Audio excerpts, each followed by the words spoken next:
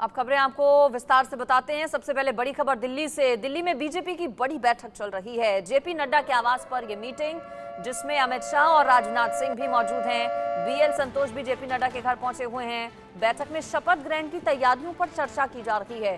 BJP अध्यक्ष JP Nadda के आवास पर यह मीटिंग चल रही है, जिसमें अमित शाह और राजनाथ सिंह भी मौजूद हैं। साथ ही साथ बीएल संतोष की भी मौजूदगी है। 8 जून को बताया जा रहा है कि नरेंद्र मोदी प्रधानमंत्री के तौर पर एक बार फिर से शपथ लेंगे। तीसरी बार शपथ ली जाएगी। ज्यादा डिटेल्स इस पर मैं ले लेती हूँ। मैनेजिंग एडिटर इनपुट हमारे साथ राकेश जी जुड़ गए हैं इस खबर पर। राकेश जी, मीटिंग में और कौन कौन मौजूद है? 8 जून को क्या शपथ ग्रहण को लेकर ही सिर्फ चर्चा, या फिर कोई और भी एजेंडा और मुद्दे इस बैठक के? देखिए, ये महत्वपूर्ण बैठक है। इस बैठक में जहां रक्षा मंत्री, केंद्रीय गृह मंत्री के साथ साथ जो है इसमें संघ के बड़े नेता मौजूद हैं। जी, बात कर रहा हूं दत्तात्रेय जी का। दत्तात्रेय होसबोले हैं। साथ ही साथ सुरेश सोनी इसमें भाग ले रहे हैं। बीजेपी के संगठन जो देखते हैं, बीएल संतोष, वो इस बैठक में शामिल है। तो यहाँ पर मंत्रणा की जा रही है। तो ये बैठक काफ़ी अहम मानी जा रही है। और जिस तरह से मंथन चल रहा है सरकार की गठन को लेकर, साथ ही साथ जो सरकार में जो दल हैं, जो कि एनडीए के घटक दल हैं, उन तमाम चीज़ों पर, साथ ही साथ जो शपथ ग्रहण समारोह है किस तरह से भव्य तरीके से उसको किया जाए, ये तमाम चीज़ों पर लेकर मंथन है। लेकिन सबसे महत्वपूर्ण बैठक अभी जो है चल रही है, जिसमें बीजेपी के राष्ट्रीय अध्यक्ष जेपी नड्डा है, केंद्रीय गृह मंत्री, रक्षा मंत्री के साथ साथ बीएल संतोष हैं, और आरएसएस से दत्तात्रेय जी और सुरेश सोनी इस बैठक में हिस्सा ले रहे हैं। तो ये बैठक काफी दत्तात्रेय होसबोले इस बैठक में मौजूद हैं। तो राकेश जी, ये भी बड़ी बात है, चूंकि विपक्ष के नेताओं की ओर से आरोप लगाए गए कि इन पूरे चुनावों से बीजेपी के साथ आरएसएस आउट रही, आरएसएस की ओर से बीजेपी के लिए कैंपेनिंग नहीं की गई, और ये भी एक वजह रही कि सीटें कम आई हैं। अगर दत्तात्रेय होसबोले इस बैठक का हिस्सा हैं, तो फिर और किन किन मुद्दों पर चर्चा हो रही है? क्या कैबिनेट को लेकर भी बातचीत हो रही है कि आखिर किस दल को, चूंकि अलग अलग डिमांड्स अब सामने आ रही हैं पोर्टफोलियोज को लेकर घटक दलों की, तो क्या इस पर भी हो रही है बातचीत? देखिए, आप जैसा कि जानती हैं, जब तक मंत्रिमंडल का गठन नहीं हो जाए तब तक ये सोशल मीडिया में तमाम तरह की बातें आपको सुनने को मिलेगी। लेकिन हमारे पास जो जानकारी ये है कि ये जरूर है कि सभी दलों से पूछा गया है, लेकिन ये शर्त नहीं है कि ये ही चाहिए। तो इस तरह की अटकलें आप तमाम चैनलों पर, लेकिन विश्वसनीय खबर आपको बता दूं कि ये उन दलों से जरूर पूछा गया है कि कितने लोगों को शामिल करना है, लेकिन ऐसा कोई शर्त जो है थोपा नहीं गया है बीजेपी पर।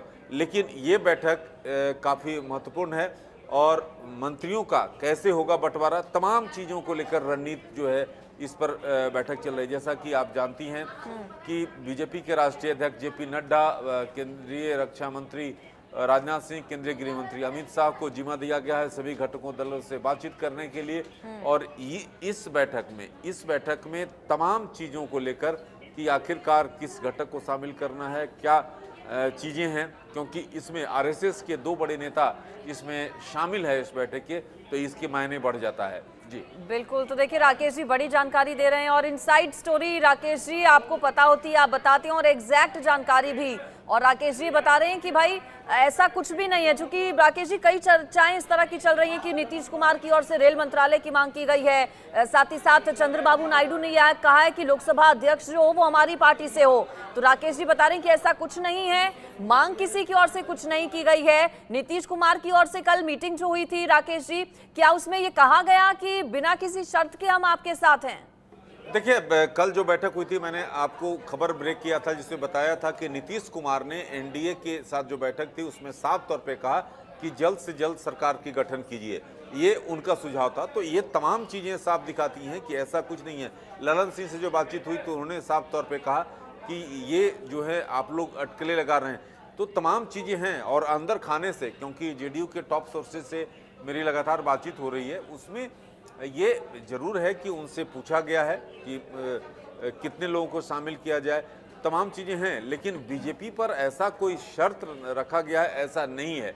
और एक चीज जो बड़ी खबर, एक और मैं जानकारी अपडेट में देना चाहूंगा कि एक बड़ी खबर कांग्रेस से आ रही है। कांग्रेस से इसलिए कि राहुल गांधी को जो है नेता विपक्ष लोकसभा में बनाने के लिए पार्टी के अंदर एक मुहिम चल रही है, तो उसको लेकर भी आपको जो है एक जल्दी सुनने को आएगा। लेकिन हमारे पास जो खबर है उसके मुताबिक पार्टी पे एक बड़ा मंथन चल रहा है कि लोकसभा में नेता प्रतिपक्ष की कमान जो है राहुल गांधी जो है बिल्कुल। संभाले। इस लिस्ट में तो अखिलेश यादव का भी नाम चल रहा है। राकेश जी, जानकारी मिल रही है कि अखिलेश यादव भी हो सकते हैं नेता प्रतिपक्ष। देखिए, अखिलेश यादव की जहां तक बात है, अखिलेश यादव के पास 33 जो हैं सांसद हैं, और जैसा कि आप जानते हैं नेता प्रतिपक्ष वही होता है जो कि 1/10 जो है जिस पार्टी का टोटल स्ट्रेंथ का उनके पास उतने सांसद हों। तो उसके लिए अगर क्वालिफाई, आपने देखा था कि पिछले 2 चुनावों से जो है कांग्रेस जो है नेता प्रतिपक्ष के लिए भी क्वालिफाई उतनी जितनी सीटें आनी चाहिए थी नहीं आई थी। तो ऐसी स्थिति में अब जो है कांग्रेस 99 सीट लेकर उस पद के लिए जो है दावेदार है, हकदार है। तो अब उसमें ये मंथन चल रहा है। कांग्रेस पार्टी के जो वरिष्ठ नेता खासतौर पर खड़गे वे ये चाहते आखिरी हैं और छोटा सा सवाल बहुत, राकेश जी, क्या चर्चाएं कुछ इस तरह की भी हैं, चूंकि आपको अंदर की खबरें पता होती हैं, जिस दिन रिजल्ट आ रहे थे उस दिन जानकारी मिली थी सूत्रों के हवाले से कि भाई डिप्टी पीएम का पद ऑफर हुआ है, तो क्या ऐसा भी कुछ देखने को मिल सकता है सरप्राइजिंग कि 8 तारीख को नरेंद्र मोदी के साथ साथ कोई और भी शपथ ले उप प्रधानमंत्री के तौर पर? देखिए, उप प्रधानमंत्री का अब तक कोई सवाल नहीं है। जो हमारे पास जो जानकारी है मैं आपको स्पष्ट कर दूं, ऐसा कोई चीज नहीं होने जा रहा है। और जैसा कि आप जानती हैं कि जो टॉप रायसीना हिल्स पे जो मंत्रालय हैं, चाहे आप रक्षा मंत्री की बात करें, गृह मंत्री की बात करें, वित्त मंत्री की बात करें, विदेश मंत्री की बात करें, इसमें कोई ऐसा सहयोगी दलों के सांसद नहीं रहेंगे जो हमारे सोर्सेज हैं इस बात की जानकारी दे रहे हैं। अब जो अन्य जो मंत्रालय है वो जरूर उनको मिल सकता है, जो इस बात को लेकर लगातार मंथन चल रहा है। चलिए, बहुत शुक्रिया आपका राकेश जी इस तमाम जानकारी के लिए। तो बैठक फिलहाल चल रही है बीजेपी अध्यक्ष जेपी नड्डा के आवास पर।